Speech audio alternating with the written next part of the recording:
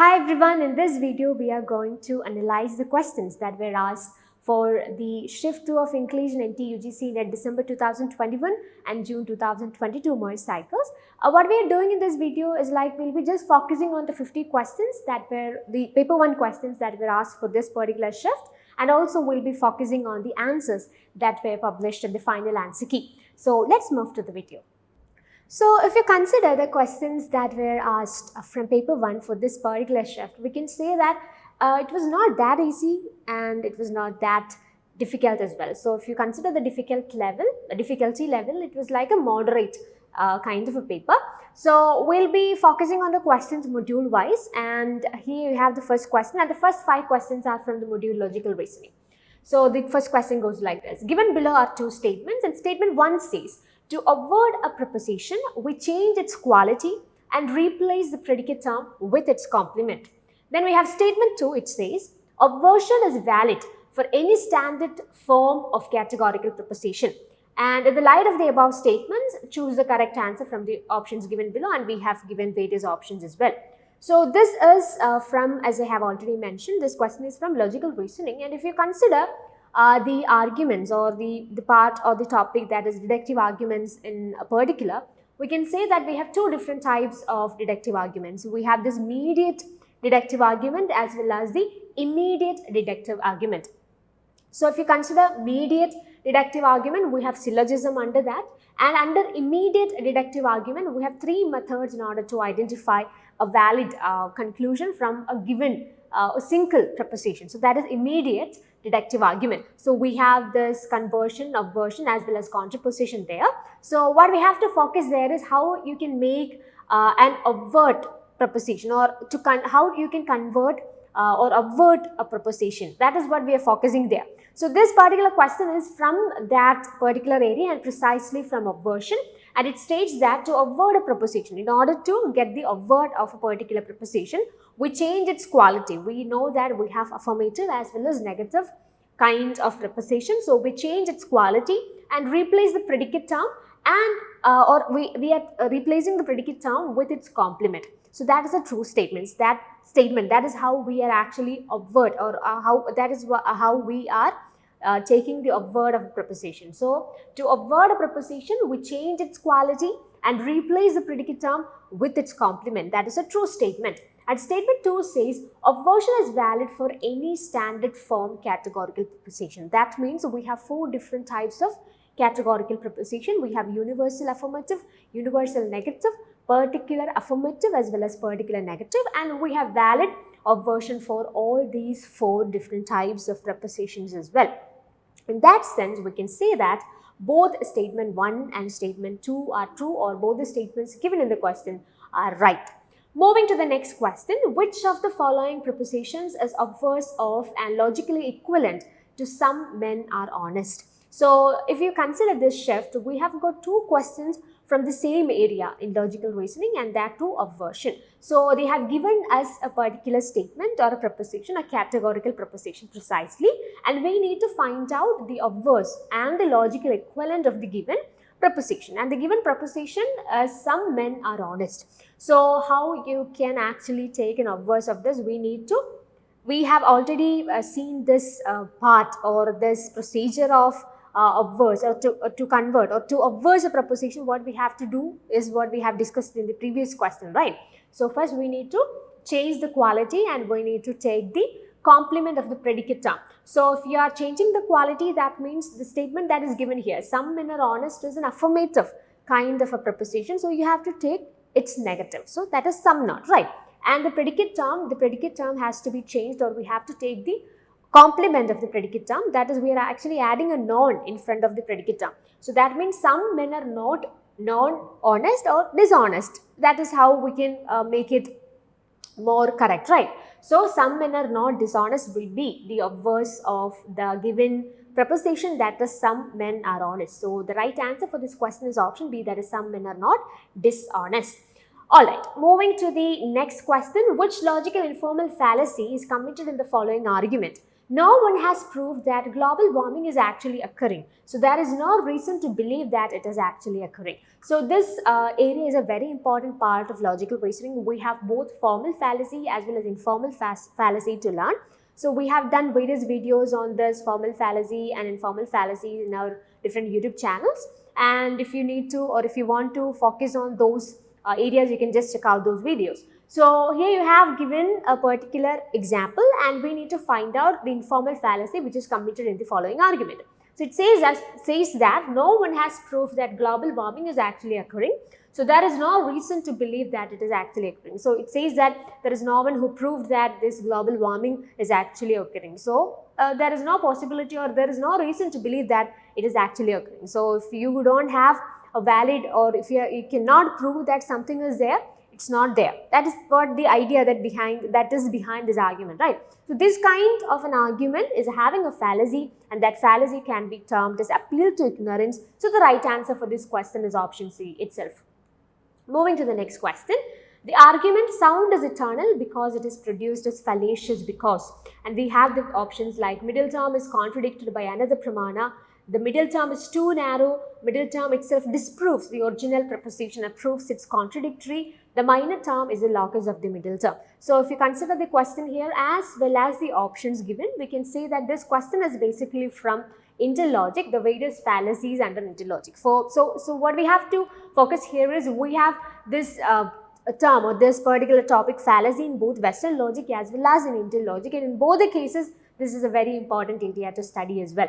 So in interlogic, these fallacies are known as Hedvabhas, and we have 5 different fallacies, 5 different Hedvabhas. We need to study that. For certain fallacies we have subdivisions as well. So this is a very important area that you have to focus on. So in this question they have given us an example, and it says that sound is eternal because it is produced, and it says that it is fallacious because. So if you consider this particular question, this is from, or this is a fallacy which is known as Viruddh, because if you consider the argument sound is eternal because it is produced. What we are trying to prove here is the eternality of sound, but the reason that is given here is produced. So if something is produced, that is having a beginning, right? So produced is a term that can actually use to prove the non-eternality of sound, but here we have used something, a reason that actually disproves the original proposition and proves it's contradictory. So in that case, that is what we termed, or we call it as Viruddh in interlogic. Anyway, the right answer from the options given, we can take option C. Middle term itself disproves the original proposition and proves it's contradictory. The last and final question from logical reasoning. Which of the following pramanas, means of knowledge, is differentiated into Swarth for oneself and Pararth for others types? And we have the options Pratiksha, Anuman, Upamanya, Shabda. So these pramanas are very important from net point of view. We have different pramanas that, like the options that are given here, we have perception, inference, comparison, verbal testimony, then we have this Arthapati, Anupalapti, all these postulation or non-apprehension. These are all important from net point of view. So we need to identify these different pramanas, the subdivisions, and also we need to identify the various schools. If we consider the Indian schools of philosophy, each school is actually approving certain pramanas or certain terms that are given as valid sources of knowledge. So that kind of an idea is again important. So that is how you have to treat this area. So considering one of the important, let's say we have different pramanas, as I have already said, you need to have a very good idea about all that, and you need to specifically focus on one important pramana, that is Anuman or inference. So considering Anuman or inference, we need to study the structure of an Anuman, the various terms that are associated with it, and also one of the most important perspectives in which we need to focus on inference or Anuman is the types. We have various types of inference or various types of Anuman. That is a very important area, and under that or if you consider the various types of Anuman, we can actually differentiate these various types into various groups as well. So this Swarth and Pararth Anuman is actually a category, or these are 2 different types of Anuman or inference. We have another types as well. So when you are preparing for your NET exam, please make sure that when you are focusing on interlogic, have a good thorough idea about the various types of inference or Anuman. So considering the question here, it's a very easy basic question. It's asked us to find out which of the following pramanas is differentiated into Swarth and Pararth types. So that is obviously option B, Anuman. Moving to the next question. So the next 5 questions are from ICT, Information and Communication Technology. The collection of linked information residing on computers which is accessible through internet is called, and we have various options given here: HTTP, HTML, www and URL. So it says that it's a collection of linked information and it is residing in computers and we can access it through internet. Obviously that is World Wide Web or www. Moving to the next question, dash text files with small pieces of data and are used to identify specific users and improve the web browsing experience. So we have different options given: cookies, bookmarks, blogs and wikis. So what's the question here?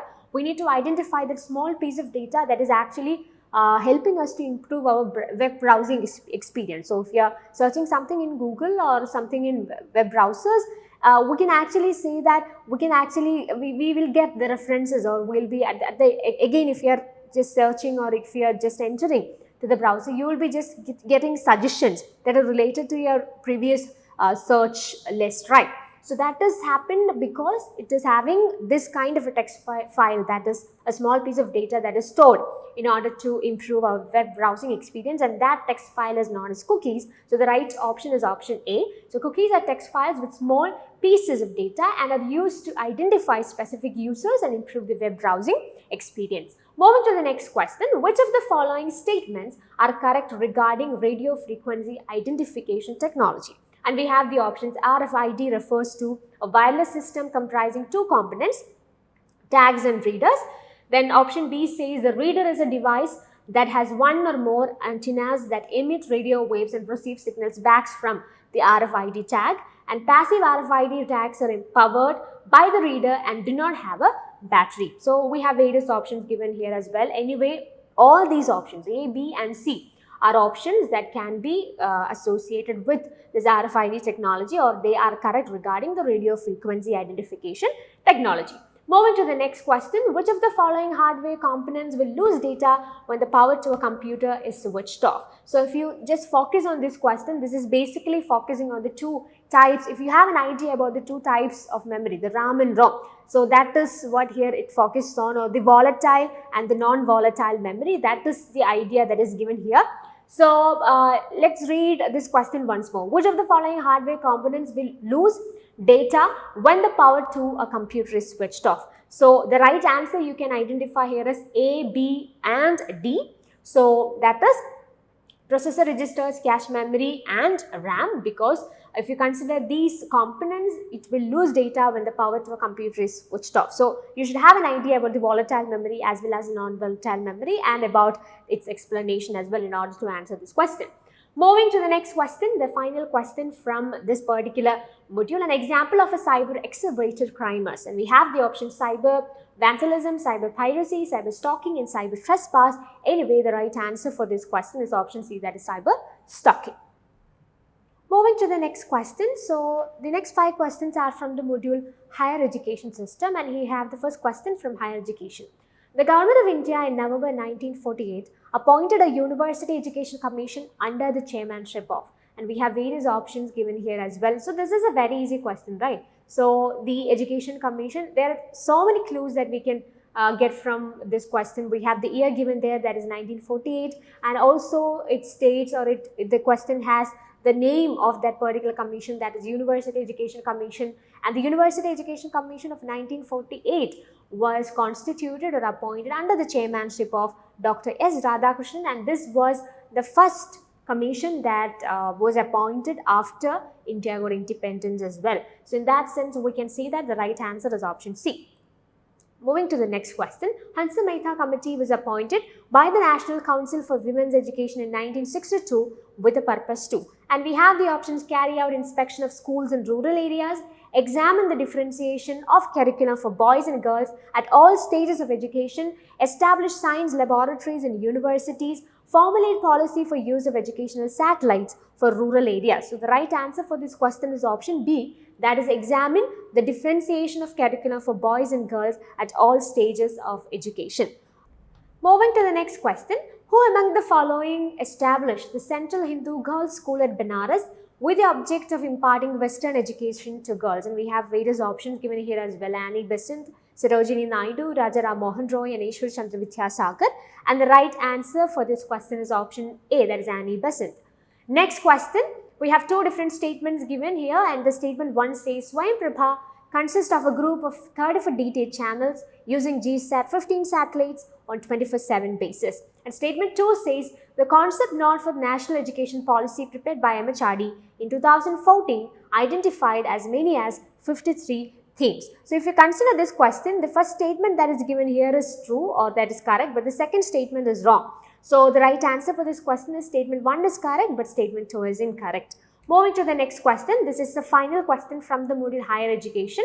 So we have given a match the following question, and we have list 1 with the educational initiatives and list 2 with the description. And list 1 we have Rashtriya Uchchadar Shiksha Abhiyan, Global Initiative on Academic Network, Uchchadar Avishkar Yojana, Scheme for Transdisciplinary Research for India's Developing Economy. And in description we have promote innovation of a higher order that directly impacts the needs of the industries, invite international faculties to give short-term programs to Indian students, promote research in frontier areas of knowledge, improvement of access, equity and quality in higher education. So the right answer for this question is option C, which includes a combination that includes A, that is 4. So Rashtriya Uchchadar Shiksha Abhiyan, improvement for or of access, equity and quality in higher education. B, global initiative on academic network is connected with option 2, invite international faculties to give short-term programs to Indian students. C, Uchchadar Avishkar Yojana can be connected with option 1, promote innovation of a higher order that directly impacts the needs of the industries. And D, a scheme for transdisciplinary research for India's developing economy, and that can be associated with option 3, that is promote research in frontier areas of knowledge. So anyway, the right option is C, A4, B2, C1 and D3. Moving to the next question. So now we are focusing on the questions from the module communication.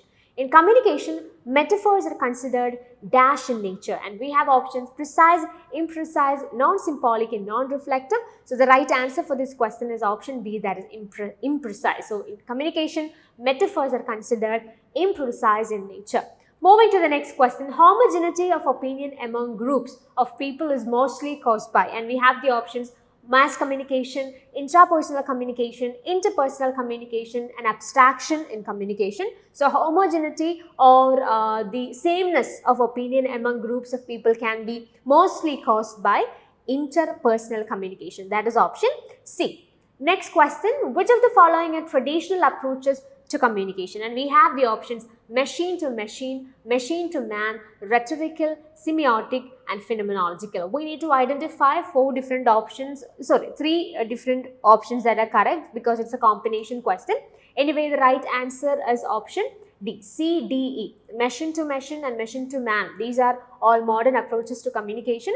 The other three, rhetorical, semiotic and phenomenological, can be identified as traditional approaches to communication. So that is option D.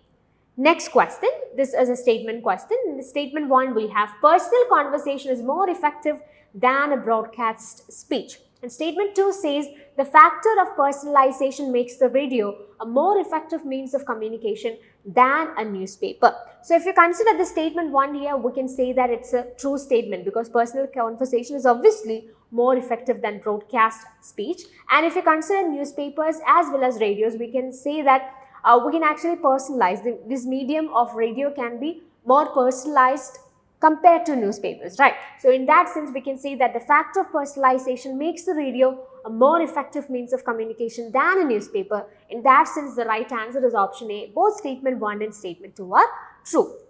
The last question that was asked from this particular module, that is communication, we have matched the following question in which we have given the various types of communication, list 1 and also list 2 with the description. So in list 1, we have phatic, feedback, meta message and lateral communication, and in description we have decoder becomes encoder, communication about communication, between equals to greet. So if you consider phatic communication, we can consider or we can associate it with option 4. This is the communication or the phrases that we use in order to initiate a conversation, to greet someone, in order to take up a conversation or in order to start a conversation. In that sense, we can say that phatic communication can be associated with option 4, that is to greet. Feedback, what is the peculiarity of feedback? When we are giving a feedback, the decoder or the receiver becomes the sender. So we're getting, if you consider the process of communication, we have a sender who actually sends a message to a receiver. So what is this feedback? After receiving the message, the person who received the message initially actually gives a reply back to the sender. At that point of time, this receiver becomes the sender. So if you consider decoder and encoder, we know that sender is the person who encodes a message. In that sense, we can say, or we can call the sender as the encoder and the receiver as the decoder. So in that sense, we can say that what happens during feedback, the decoder becomes encoder. So B can be associated with option 1. Meta message, what do you mean by meta? This meta is a concept that is associated with, or this meta message is a thing that you can associate with communication about communication. Alright, then we have lateral communication. You call it as horizontal communication as well. So this is a communication that happens between people who are of equal rank. So between equals. In that sense, we can say that A can be associated with option 4. Then you have B that can be associated with option 1. Meta message, that is C, with 2. Communication about communication. And lateral communication can be associated with option 3, that is between equals.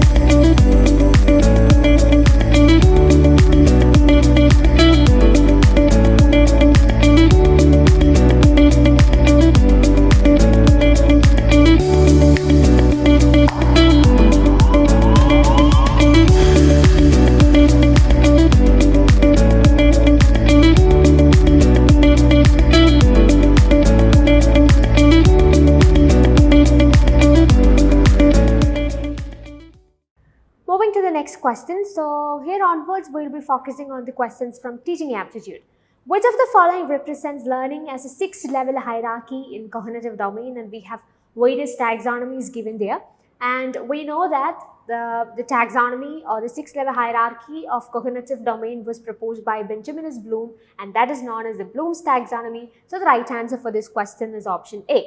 Next question, which of the following models for curriculum evaluation considers 3 primary sources of curriculum, namely students, society and subject matter, reflecting the philosophy of education and psychology of learning. And we have various models given here, and the right answer for this question is option C, that is Tyler's model.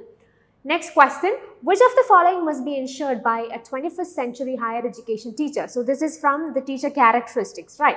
So we have various options given here: preparing students towards higher order thinking skills, placement of students, using digital resources, interaction with bright students only, interdisciplinary approach. So from this particular list, we need to identify the peculiarities or the features that should be ensured by a 21st century higher education teacher. So obviously the first option that you can eliminate from this is option D, right? Interaction with bright students only. Obviously that cannot be an answer for this question.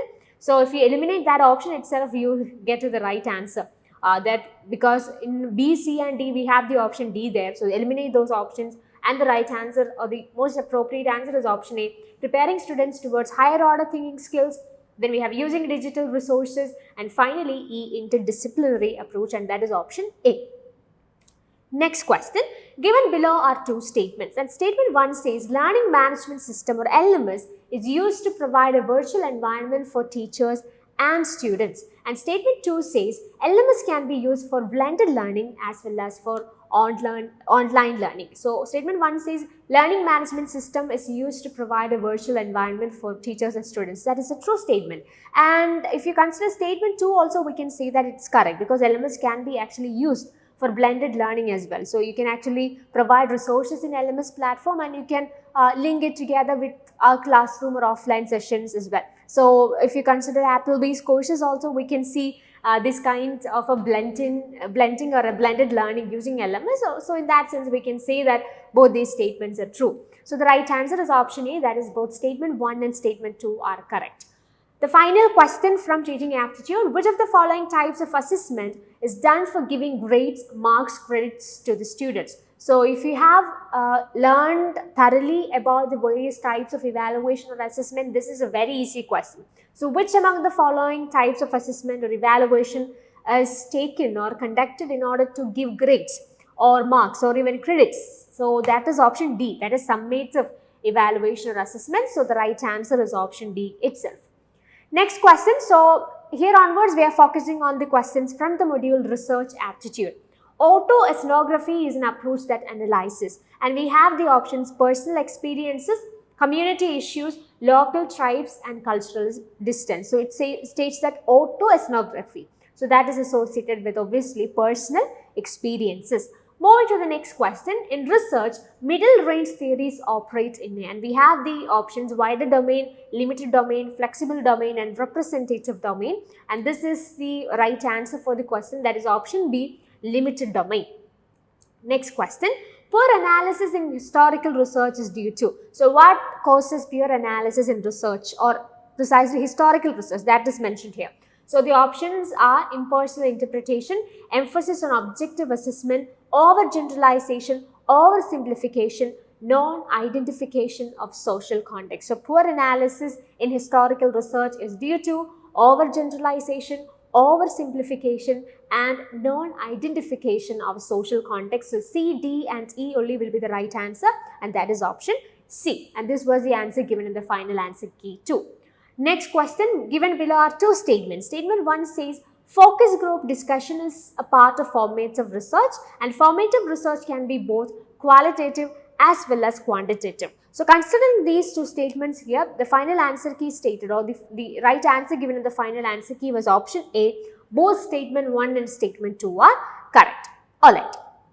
Moving to the next question, this is a match the following question, in which in list 1 we have the various tests of reliability, and list 2 we have description. So if you consider research in general, there are certain characteristics that actually contribute to the quality of a research, and this reliability and as well as validity. These are two important features of a good research, you can say it like that. So under this reliability, we have various types of tests that we can use, or there are different types of reliability and also types of validity as well. So this is from the reliability part. We have test and retest, iterator, parallel forms and split half, and the descriptions are also given here. delivering a questionnaire in 2 parts separately to a sample group, providing different versions of a questionnaire which are equivalent for respondents. The same test is conducted by different people. The same test over a period of time is repeated. So the right answer for this question is option D. So test and retest means the same test over a period of time is repeated. That is test and retest. Inter-rater mean the same test is conducted by different people. So A4, then we have B3. Parallel forms means we are providing different versions of a questionnaire which are equivalent for respondents. So that is a C that can be associated with 2. And D, split half means delivering a questionnaire in 2 parts separately to a sample group. So these are all things you need to understand. We have already discussed about these types of reliability in our LMS platform as well, and where the right answer for this question is option D.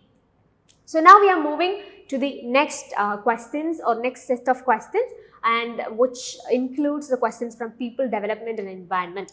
Hardness of water is caused by the presence of, and we have the option solid particles in the water, pathogens in the water, toxic metals in the water and cations in the water. So the right answer for this question is option D. Moving to the next question, reducing the intensity of noise by a factor of 10 will mean a reduction in noise level by, and we have the options 10 decibel, 20 decibel, 3 decibel and 6 decibel. These are all factual questions, and the right answer is 10 decibel.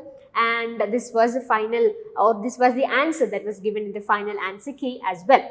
Next question, we have 2 statements given here. Statement 1 says photovoltaic cells are often made up of crystal silicon. Statement 2 says photovoltaic cells are also made up of inexpensive amorphous silicon, which is like ordinary glass and has no crystal properties. So considering these 2 statements, we can say that both these statements are true. Photovoltaic cells can be used, that they are most often used or often made up of crystal silicon, but it can be also made up of inexpensive amorphous silicon as well. In that sense, both statement 1 and statement 2 are correct. Next question, given below are 2 statements, one is labeled as assertion A and the other is labeled as reason R. Assertion says biomass is considered as carbon neutral, and the reason says the amount of carbon they emit is equal to the amount of carbon they have consumed during their lifetime. So if you consider these options, we can say that both these options or both this assertion and reason are correct. And this second statement or the reason statement actually gives us an idea about the idea of carbon neutrality, and biomass is considered as carbon neutral because the amount of carbon they emit is equal to the amount of carbon they have consumed during their lifetime. So this is a strategy that you can use in order to answer assertion reason questions. You can just read the assertion, just add because, and then you can read the reason, or you can do it this way as well. Just read the reason. The amount of carbon they emit is equal to the amount of carbon they have consumed during their lifetime. Therefore, the biomass, if you consider the amount of carbon they emit means biomass, right? So, then you can add a therefore and then you can read the assertion. Therefore, biomass is considered as carbon neutral. So, this is a strategy or a trick that you can actually use in order to find the right answer for assertion reason questions. Anyway, the right answer for this question is option A, that is both A and R are correct, and R is the correct explanation of A.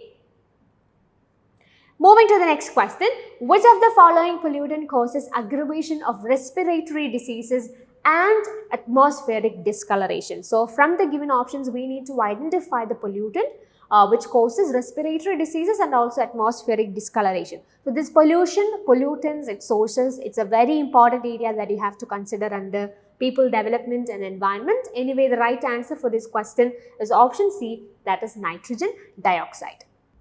Moving to the next question. So now we are focusing on the questions from mathematical reasoning and aptitude. So we're not going to the calculation part or anything. We're just focusing on the questions and also the right answers given in the final answer key. That's it. Okay.